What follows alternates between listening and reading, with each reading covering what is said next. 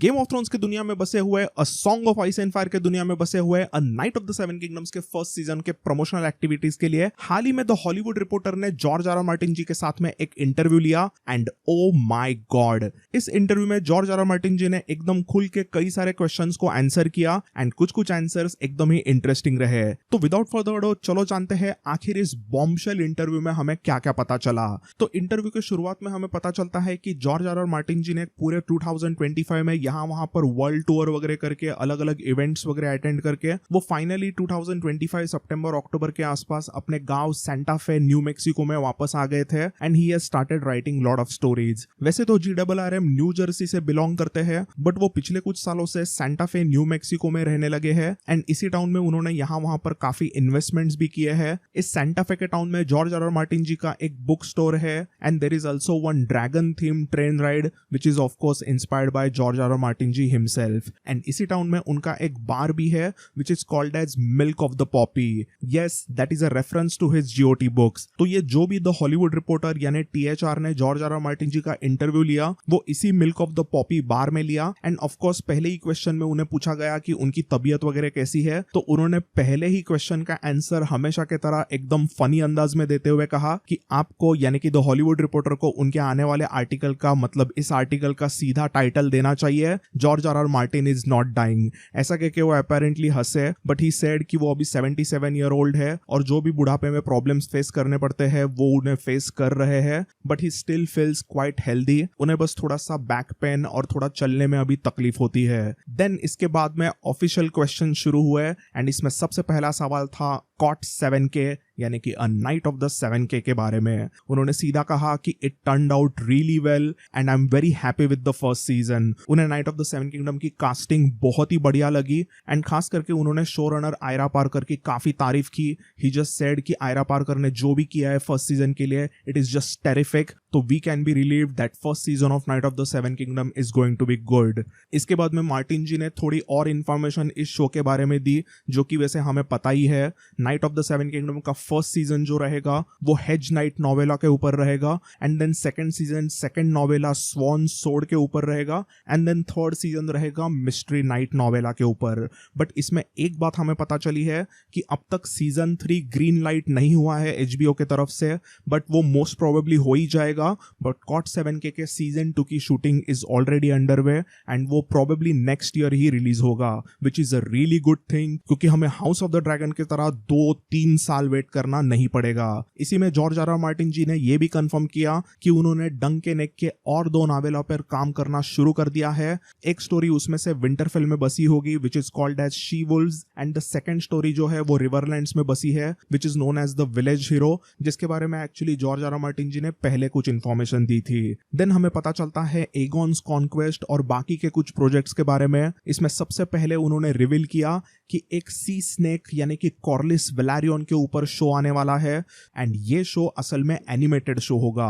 Martin ji के मुताबिक HBO वालों को ये शो पहले तो वैसे लाइव एक्शन ही करना था बट उस शो की कहानी जिस तरीके से है वो सुन के HBO वालों के थोड़े से होश उड़ गए क्योंकि जो भी वो सी स्नेक की कहानियां हैं उसके लिए काफी पैसा लगेगा अगर उसे लाइव एक्शन में बनाना है। अगर आपको जानना है कि वो कहानियां क्या है और एग्जैक्टली सी स्नेक ने क्या कारनामे किए तो वो सभी स्टोरीज मैंने इस वीडियो में अच्छे से पहले कवर की थी। आप ये वीडियो देखोगे तो आपको पता चलेगा कि इस कहानी को एनिमेटेड बनाया जाए वो कितना अच्छा है। तो ये तो हुआ एक सी स्नेक शो के बारे में news. But next up was a bombshell and that is Warner brothers अभी एगॉन्स कॉन्क्वेस्ट के शो को सिर्फ HBO नहीं बट एक ड्यून लेवल का मैमथ मैसिव फीचर फिल्म करके भी सोचने लगे हैं and I pray to all 7 gods कि वार्नर ब्रदर्स एगॉन कॉन्क्वेस्ट को एक बड़ा मूवी ही बनाए। मैंने ये हमेशा कहा क्योंकि all of us deserve to see Balerion the Black Dread on the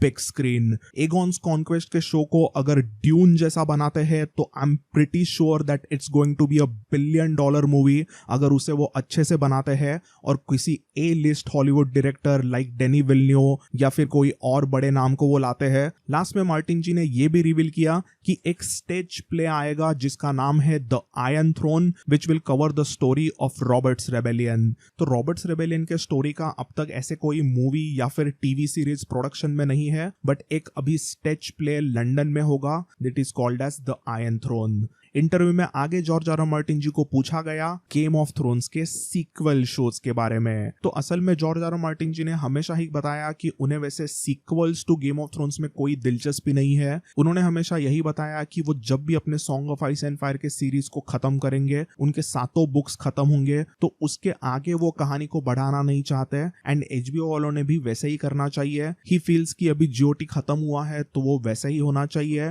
but HBO वाले वैसे कैसे रुकेंगे। यही कुछ 2022-23 में जॉन स्नो के स्नो शो को प्रोड्यूस करने का कुछ न्यूज आया था, बट वो कुछ ही महीनों में कैंसिल किया गया बिकॉज कई सारे एचबीओ के एग्जीक्यूटिव्स को भी लगा कि Jon Snow as a broken एकदम पीटीएसडी वाला बंदा in exile beyond the North, ये जो एंगल ऑफ स्टोरी है वो थोड़ा सा बकवास रहेगा।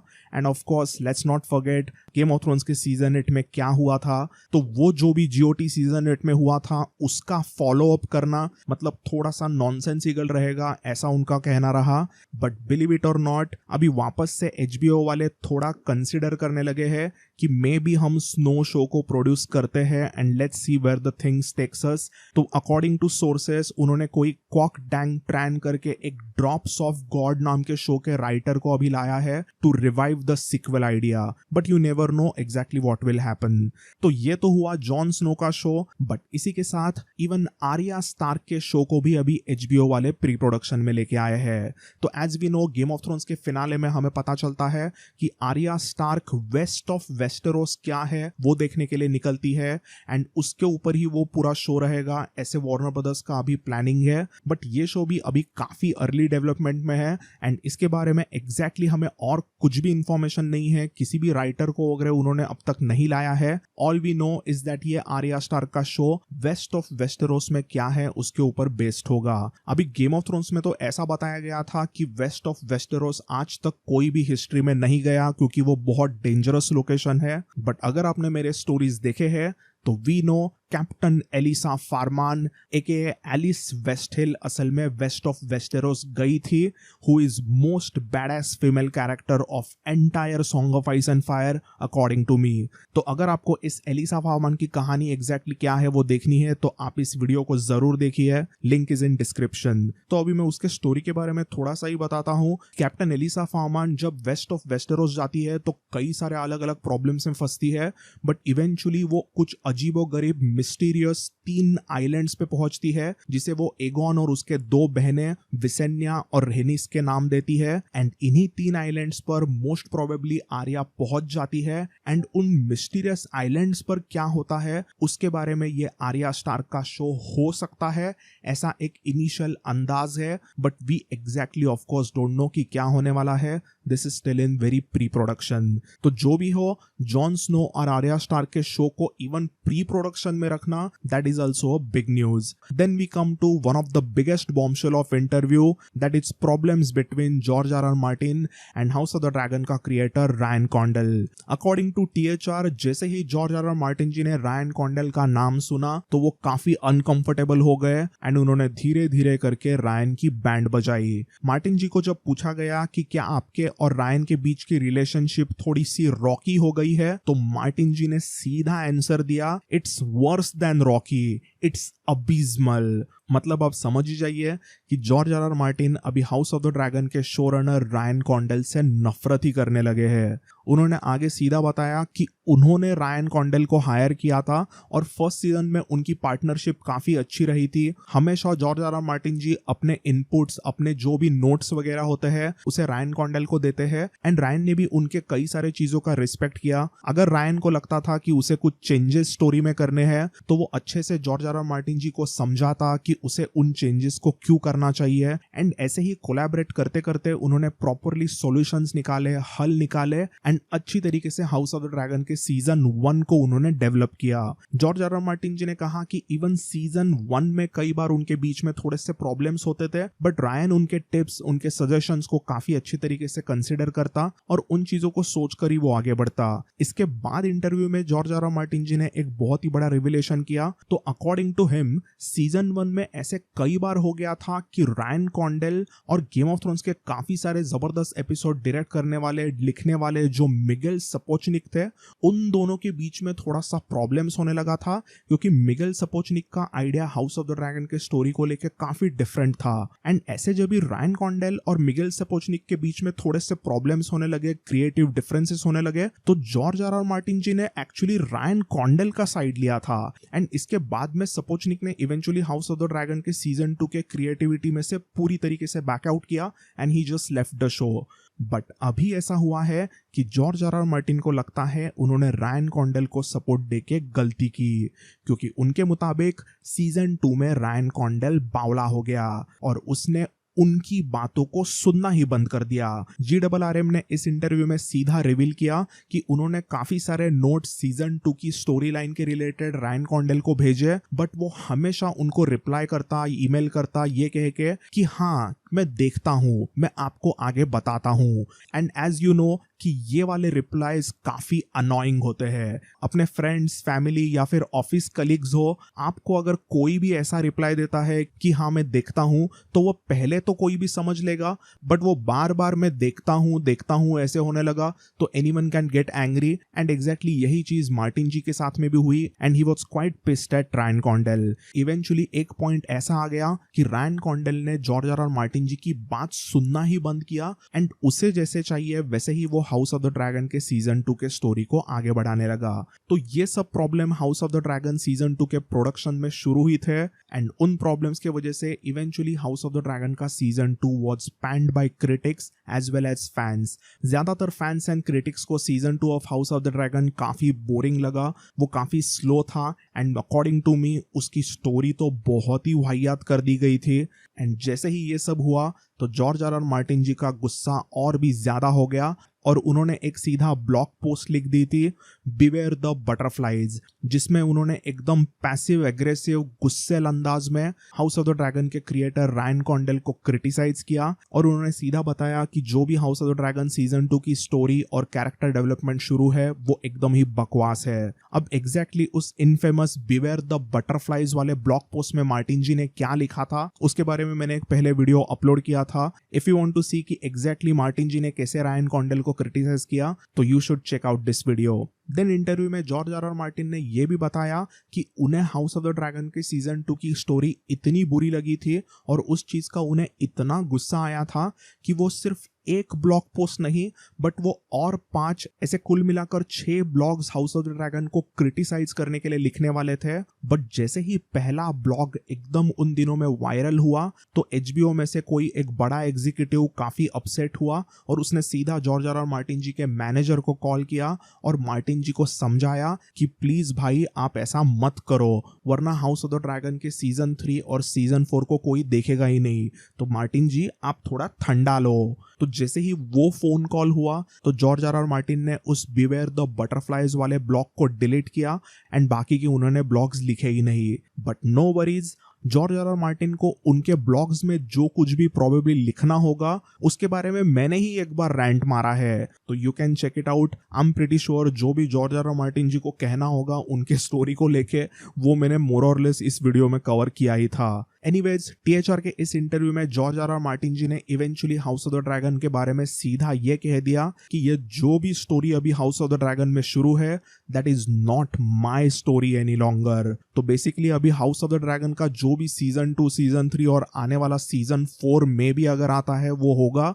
उसे आप सीधा रायन कॉन्डेल का फैन फिक्शन ही समझ लो, क्योंकि उस शो की कहानी और जॉर्ज आर आर मार्टिन ने जो भी फायर एंड ब्लड के बुक में उनका असली डांस ऑफ ड्रैगन्स के वॉर की कहानी लिखी उसमें कोई भी सिमिलैरिटी नहीं है। बेसिकली ऐसे सब कह के अभी George R R Martin ji ने हाउस ऑफ द ड्रैगन की पूरी क्रेडिबिलिटी खत्म कर दी। एंड ऑनेस्टली अगर आपने house of the dragon book की स्टोरी लाइन वाली जो मेरी प्लेलिस्ट है उसे अगर आपने पूरा देखा है तो even you will be like कि हाउस ऑफ द ड्रैगन में चल क्या रहा है। देन हम पहुंचते हैं विंड्स ऑफ विंटर के रिलेटेड क्वेश्चंस पर एंड यहाँ पर George R R Martin ji ने एकदम खुल के बताया कि why the winds of winter is getting delayed again and again and again and again. Almost अभी 15 ईयर्स हो गए हैं fifth book a dance with the dragons को, एंड अभी विंड्स ऑफ विंटर कब आएगा उसका सभी को इंतजार है। एंड इसी को लेके इंटरव्यू में क्वेश्चंस किए गए, एंड इसी में THR के इंटरव्यूअर ने जॉर्ज आर आर मार्टिन को पूछा कि अगस्त 2025 में जो सिएटल वर्ल्ड कॉन में हुआ उसको लेके आपकी क्या रिएक्शन है। George, you're not going to be around for much longer. And this is a tough question that I wanted to ask. This is more. तो इस इंसिडेंट के बारे में जैसे ही THR इंटरव्यूअर ने मार्टिन जी को पूछा तो ही सेड कि he still hurt about it. I mean of course वो हर्ट तो रहेंगे ही। माना कि मार्टिन जी ने विंड्स ऑफ विंटर को लिखने में अभी कुछ बहुत ही ज्यादा टाइम ले लिया, एंड सभी फैंस थोड़े बहुत अपसेट है। इवन आई वांट टू सी कि आगे की स्टोरी कैसे होगी, बट ऐसे सवाल कौन करता है भाई। आई मीन उन्हें भी पता है कि वो ओल्ड है, he is 77 years old now, but उस चीज के बारे में इंटरनेट पे कहीं पर भी यहाँ वहां पर कहना, सोशल मीडिया पर कहना, ये चीज अच्छी नहीं है। और वो उन सभी चीजों को देखते हैं एंड उन सब चीजों से उन्हें काफी दुख होता है। He said, I really didn't need to see all those things. Nobody needs to see that S. तो या it's very sad that George R R Martin ji को इस उम्र में ऐसे सब चीज़ों को फेस करना पड़ रहा है। बट एनीवेज उन्होंने यहाँ पर ये ज़रूर कंफर्म किया कि उन्होंने अब तक 1100 pages of winds of winter को प्रॉपरली ख़त्म किया है। ऑलमोस्ट 15 साल इसके लिए ले लिए, बट एटलीस्ट इतने तो पेजेस ख़त्म हो गए हैं, थैंक गॉड। बट इसके बाद में उन्होंने थोड़ा बहुत सीधा बता दिया कि विंड्स ऑफ विंटर को आने में इतनी देरी क्यों हो रही है, एंड इसके बारे में भी मैंने पहले एक वीडियो बनाया ही था। एंड लिटरली जो भी मैंने उस वीडियो में बताया था ऑलमोस्ट वही चीज़ है यहाँ पर मार्टिन जी ने बताई। मार्टिन जी ने सीधा बता दिया कि गेम ऑफ थ्रोन्स का शो एकदम वर्ल्ड वाइड फिनोमेना बनने के बाद में उन्हें काफ़ी फेम मिला। वो अलग अलग टीवी शोज के प्रोडक्शन में भी घुसने लग गए, एंड बेसिकली वो एक फेमस सेलिब्रिटी बन के उभर के आने लगे। तो उन्हें काफ़ी सारे अलग अलग चीज़ों में इन्वॉल्व होना पड़ता है, एंड दिन में घंटे होते हैं तुम्हारे 24, उसमें तुम 10-12 घंटे एक्टिव रहते हो, तो तुम क्या क्या ही चीज़ें करोगे। तो बेसिकली उन्होंने राइटिंग को थोड़ा सा कम टाइम देना शुरू किया, थोड़ा ब्रेनस्टॉर्म करके अच्छे से नैरेटिव्स फॉर्म करके वो विंड्स ऑफ विंटर को लिखना उन्होंने थोड़ा बैक बैनर पे रखा, एंड इसी के कारण महीने साल निकलते गए, एंड अब तक 6th book of song of Ice and fire winds of winter आया ही नहीं। बेसिकली ऐसा ही कह दो कि मार्टिन जी एक बड़े सेलिब्रिटी बनना was a good thing for him, it was the best thing that could have happened to him, but at the same time Martin ji का जो मैग्नम ओपस है, उनकी जो greatest story ever he wrote है, उसके लिए वो एक वर्स्ट थिंग रही थी। देन मार्टिन जी ने ये भी बताया कि 5th बुक में जो भी अलग अलग एंगल्स, अलग अलग कैरेक्टर्स, अलग अलग प्लॉट लाइन शुरू है, उन सभी चीज़ों को अभी रिजॉल्व करना इस 6th बुक में उन्होंने शुरू किया था, एंड वो रिजॉल्व करना उनको काफ़ी डिफिकल्ट जा रहा था। जॉर्ज आर आर मार्टिन अभी इन दिनों में अपने वाइफ पेरिस के साथ में सेंटा फे के घर में रहते हैं, एंड वो विंड्स ऑफ विंटर पर अभी काफ़ी काम करने लगे हैं उनके 1995 के MS DOS वाले पीसी पर। आगे मार्टिन जी ने यह भी बताया कि वो कई बार अलग अलग स्टोरी लाइन्स, अलग अलग पॉइंट ऑफ व्यूज को बार बार रीराइट भी करते हैं, जो कि कई लोगों ने थियराइज पहले से ही किया था, जिसके कारण उन्हें इतना टाइम लग रहा है विंड्स ऑफ विंटर रिलीज करने में। एंड यहीं पर बातों ही बातों में उन्होंने सीधा कह दिया कि वो विंड्स ऑफ विंटर के लिए कुछ टीरियन और जॉन स्नो के चैप्टर्स इस समय पर लिख रहे हैं, and it was a massive spoiler. तो बुक्स में असल में जॉन स्नो अभी भी स्टैब्ड है, his so called dead body is at Castle Black right now, and उसे अब तक शो में जिस तरीके से रिवाइव किया था वैसे बुक में रिवाइव वगैरह किया नहीं है। वो जो भी उसे रिवाइव करेंगे, वो जो भी स्टोरी एंगल होगा, उसे किस तरीके से जिंदा करेंगे, कौन उसे जिंदा करेगा, एग्जैक्टली क्या होगा, वो सभी चीजें एक्चुअली विंड्स ऑफ विंटर में होने वाली थी। बट यहाँ पर तो सीधा उन्होंने बताया कि वो जॉन स्नो के चैप्टर ही लिख रहे हैं, मतलब उन्होंने क्लियरली बता दिया कि Jon Snow is going to be back in the books. Then इसके बाद में THR के इंटरव्यूअर ने काफी इंटरेस्टिंग सवाल पूछा George R R Martin ji को। ही आस्क्ड कि क्या आपको ये विंड्स ऑफ विंटर का बुक लिखने में काफी इरिटेट होता है, मतलब आप बार बार कुछ अलग अलग चैप्टर्स लिखते हो एंड कई बार आपको लगता है कि वो बराबर से लिखा नहीं गया है, तो you completely write that whole thing again. तो अभी आपकी उम्र 77 हो गई है और ऐसे काम करना, ऐसे बार बार चीजों को सोचकर लिखते रहना वगैरह आपको होता है क्या? तो इसका आंसर काफी इंटरेस्टिंग मार्टिन जी ने दिया। उन्होंने सीधा कहा कि आई हेट दैट कि मैं 77 हो गया हूं, बट इस बुक को खत्म नहीं करना, ये वाली जो फीलिंग है उससे आई वुड हेट इट। उन्हें ऐसा लगता है कि अगर वो विंड्स ऑफ विंटर को खत्म नहीं कर पाएंगे तो that would make him feel like a total failure and he wants to finish that book at any cost. तो I mean that's a good news कि अभी जॉर्ज आर आर मार्टिन इतने मोटिवेटेड है to finish Winds of Winter and it's a hope कि वो book eventually आएगा। But यहाँ पर जब इंटरव्यूअर ने पूछा कि समझो आप विंड्स ऑफ विंटर खत्म कर भी लेते बट उसके बाद वाले final entry of your series a dream of spring के बारे में क्या होगा, तो वो सब अगर आप नहीं कर पाते हो तो क्या आप किसी और राइटर को लेके इस आपके प्रोजेक्ट को, आपके स्टोरी को खत्म करोगे?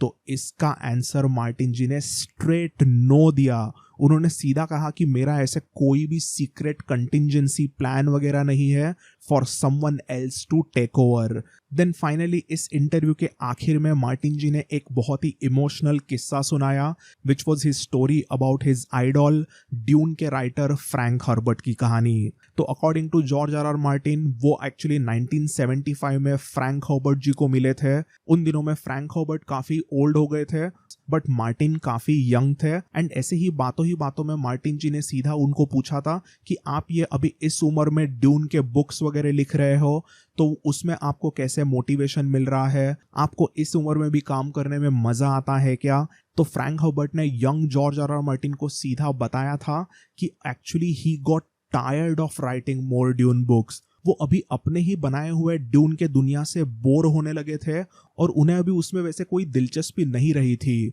बट फिर भी वो बुक्स लिखते रहे थे due to fan pressure and the money involved. तो ये थोड़ा सा सैड किस्सा उन्होंने बताया एंड ये किस्सा सुनते ही मार्टिन जी को जब THR के इंटरव्यू ने पूछा कि क्या आपको भी अभी इन दिनों में ऐसा लगता है, तो Martin ji gave a really interesting answer to this. He said कि विंड्स ऑफ विंटर अभी उनका प्रायोरिटी तो है but I don't know, sometimes I am not in the mood for that. तो मतलब ऐसे ही समझो कि विंड्स ऑफ विंटर आ तो जाएगा but who knows, maybe it won't come also, you never know. इसी के साथ George R R Martin ji ने रिवील किया कि वो विंड्स ऑफ विंटर के साथ साथ ही इस समय पर डंक एंड एग के 2 novellas and even Fire and Blood के सेकेंड पार्ट पर भी काम कर रहे हैं एंड उसी में वो विंड्स ऑफ विंटर को भी खत्म करना चाहते हैं। तो मतलब he has a lot on his plate. तो वो कैसे उनके प्रोजेक्ट्स को खत्म करेंगे ये तो वक्त ही बताएगा। इंटरव्यू के एकदम आखिर में जॉर्ज आर आर मार्टिन ने उनके बुक्स के कहानी को लेके कुछ चीजें और रिवील की। उन्होंने बताया कि शो में जिस तरीके से टिरियन लैनिस्टर को हैप्पी एंडिंग दिया गया था वैसे उनके बुक्स में नहीं दिया जाएगा, क्योंकि उनके मुताबिक टिरियन का पूरा जो स्टोरी आर्क बुक्स में रहा है वो काफी ट्रैजिक है एंड मोस्ट प्रोबेबली उसकी एंडिंग भी ट्रैजिक ही होगी। एंड इसी के साथ उन्होंने इवन सांसा स्टार्क के बारे में ये बताया कि असल में उन्होंने सांसा स्टार्क को विंड्स ऑफ विंटर में मरवा ही दिया था but everyone thought she is so appealing in the show. सभी को वो कैरेक्टर इतना पसंद आया कि अभी वो कंसिडर करने लगे हैं maybe I am going to let her live in the books. Lastly हमें पता चलता है कि 2025 के क्रिसमस में George R R Martin ji ने डंक एंड एग के नॉवेल्स पर ही काम किया था एंड जैसे ही ये सब इंटरव्यू होने के बाद में वो अपने कार में बैठते ही है तभी उन्होंने THR के इंटरव्यू को सीधा हंसते हुए कह दिया कि I am so far behind on everything. I mean वो तो है। तो लॉर्ड्स एंड लेडीज इसके बाद THR का George R R Martin ji का इंटरव्यू खत्म हुआ एंड इस इंटरव्यू की और एक खास बात मुझे ये लगी थी कि George R R Martin ji ने David Benioff and DB Weiss D&D of GOT को बिल्कुल भी मेंशन ही नहीं किया। तो दोस्तों इस इंटरव्यू में से हमें कई सारी चीजें पता चली, कई सारे अलग अलग प्रोजेक्ट्स के बारे में पता चला, बट एक एंगल हमें कंसिडर करना चाहिए and that is HBO is owned by WB and WB को खरीदने के लिए इस समय पर पैरामाउंट और नेटफ्लिक्स के बीच में एकदम रेस लगी है। तो इवेंचुअली पैरामाउंट और नेटफ्लिक्स में से कौन वार्नर ब्रदर्स को खरीदता है उसके ऊपर भी कई सारी चीजें डिपेंड रहेगी। नेटफ्लिक्स और पैरामाउंट जब वार्नर ब्रदर्स के ओनर्स रहेंगे तो song of Ice and fire के दुनिया का क्या होगा वो एंगल काफी डिफरेंट है। But anyways, जो भी हो, it's exciting time ahead for all the Song of Ice and Fire fans. Lastly, I'm just going to say that 2 things that I hope that happens is 1, Winds of Winter release हो जाए, and second, I really hope to see Aegon's Conquest in theaters. उसका हमें कोई TV show ना मिले, क्योंकि हमें Balerion the Black Dread, Meraxus and young Vhagar theaters में देखनी है. तो that's all in this one, guys. Happy New Year. तो that's all in this one, guys. अगर आपको ये वीडियो पसंद आया तो you know what to do. I'll see you all in the next one. Bye and take care.